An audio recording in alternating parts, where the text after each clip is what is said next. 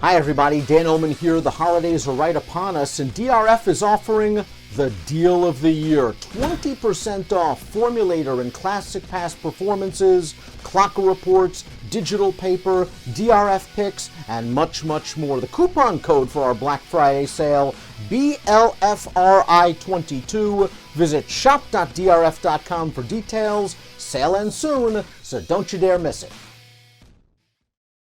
Hi, everybody. Dan Illman, Mike Beer, 3 stakes races at Aqueduct on Friday. We'll kick off a 50-cent pick 4 with race number 6. This is the Grade 3 Long Island. Fillies and mares going 1 mile and 3/8 on the turf, 3 turns on the spacious Aqueduct turf course. Let's take a look at this field. It's a short field. It features a solid runner. The number 2, Temple City Terror. Boy, she looked good last time out, winning the Grade 3 Dowager from off of the pace. Yeah, she looks good winning that race. She's been good in basically all of her starts this year, Dan. She has the one start over soft ground at Delaware in July that she didn't seem to care for. Otherwise, her form's been rock solid. Pace is going to be key to this race. It's a short field, and the lone speed, as we see on the Timeform US pace projector, is a 50-to-1 shot Big Time Lady who just doesn't look like she classes up with this field. I do think Big Time Lady is going to make the lead, but you might want to be sitting second or third. I have a feeling California Queen, the number 5, is going to be close.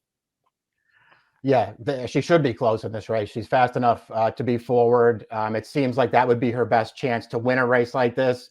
You know, Big Time Lady, I'm sure that they will just put her on the front here. I don't know what else they could do with her, but even if she gets loose on a slow pace, she can't win.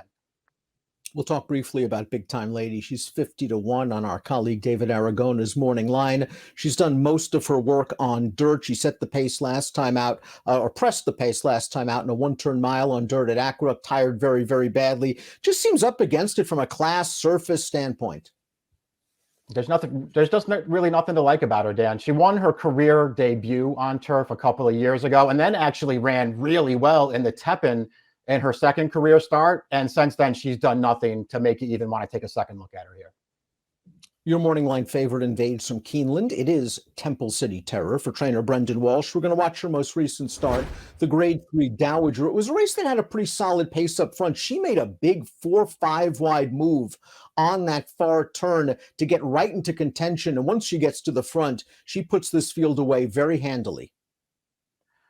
It's an easy win for her off of a really good trip, though. This was a very solid pace that she just sat back off of, saving ground, came clear in the stretch, but she wins easily. This is how you want to see her win. And again, Dan, I mean, you know, save the run over soft turf where she just didn't seem to care for it. She's been good in every one of her starts this year. To me, it's hard to see her favored in a race where Chad Brown has 3 of the 6 runners, but she should be favored in here. Her form's been excellent. I completely agree. That's just the kind of year she's had. Even her 4th place finish in the Flower Bowl 2 starts back. That was the race, if you recall, that Virginia Joy just walked the dog on the lead. Every closer was compromised. Most likely Warlike Goddess would have been best with any kind of pace, but Temple City Terror also was hurt by the lack of race flow. If she gets even a moderate pace, she should be running late. Tick, tick, tick, boom is the number 3. She was 4th last time out at Laurel and a second level allowance. I've always liked her as sort of a Mid-Atlantic based listed stakes type. I'm not sure she can beat the big 3 in here. Yeah, I mean, she looks like she's in pretty tough here. She's not as hopeless as the 1 in this race, but it's still a pretty big ask for her. Does she class up is a question. Distance is a question as well.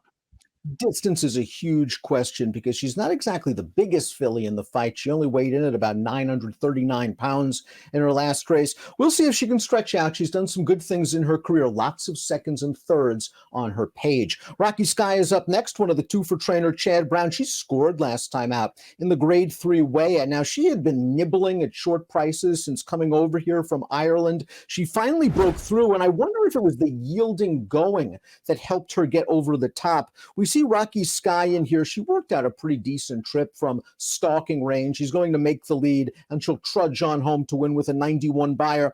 She did beat Capital Structure, who finished second in here and is back at it for more. Not sure what I thought of this race overall.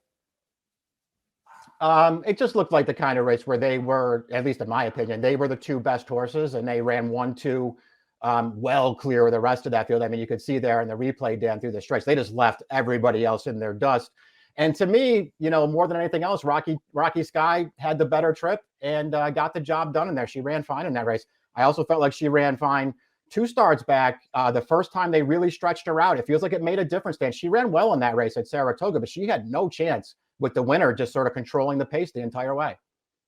Brown also campaigns the 5 California Queen, the 6 Capital Structure. We'll talk a little bit about California Queen. This horse has placed in 4 consecutive graded stakes races, including this effort, the Athenia at Aqueduct last time out.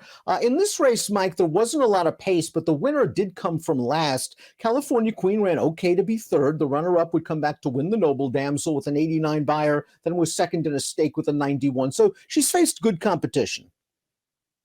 Yeah, especially last year, she faced good competition. To me, she didn't run well at all in this race, but it was her first start back from a really long layoff. And so, I suppose you could just look at it and say she probably needed that one. And now she shows up in another graded race going longer. And maybe all those things will conspire to lead to a better effort for her. I just didn't think she ran well last time, Dan. And it's not like I loved her last year. I thought she ran some good races last year, but I'm not sure that she's, some kind of star. Well, one of the issues is in stakes races, she seemed to find at least one better in many of her starts. I wonder if she was completely cranked up and fit for that last race, the Athenia. I think she will move forward. The distance is a little bit of a question, but I do like her tactical speed. And there's a chance that she's in front when the real racing begins. Capital Structure, we saw run second to the Weah last time out. That was an okay performance. They'd stretched her back out, and these extra distances just seem to be very good for her. I'm not going to hold that all along against her 2 starts back. Just watch that race, folks. The saddle slip, just nothing went right there. Also, I think that distance was a little sharp for her. Yeah, she has a big excuse too back. I thought she ran fine last time, the replay we watched, the Weah. To me, that was just a case of Rocky Sky being in front of her the whole way, and she just couldn't catch her. But I thought she ran well in there. And I know it was only an allowance race 3 starts back when they first stretched her out again, second off the layoff. But to me, that's the kind of performance that really sort of caught my eye, Dan. They were crawling in front of her. The pace was super slow. And she just came with a huge run and ran that field over from last to first. I was taken by that performance. And I'm just going to keep the faith where they're here because I feel like she fits with these horses. The distance works for her. She just, she needs to keep herself, I guess, within range if she can. She does kick pretty hard in the stretch, however. And we'll take a look at our top picks for the Long Island. We kick off a 50-cent pick 4 in this race. Mike's going with Capital Structure for all the reasons he just mentioned. This is a mare that's very lightly raced. It's still possible we've yet to see her best. Temple City Terror for me is the horse to beat. I'm not sure how much lower I would go on the tote than the 8-5 morning line. But if she runs her usual race, she'll be there at the wire. Yeah, I'm not against her. I think she's the horse to beat in here, but I want to try to beat her with Capital Structure. 6-2-4-5 for Mike, 2-4-6-5 for me. It's Temple City Terror against 3 Chad Browns in the Grade 3 Long Island Stakes, one of 3 stakes races at the Big A on Friday. Good luck.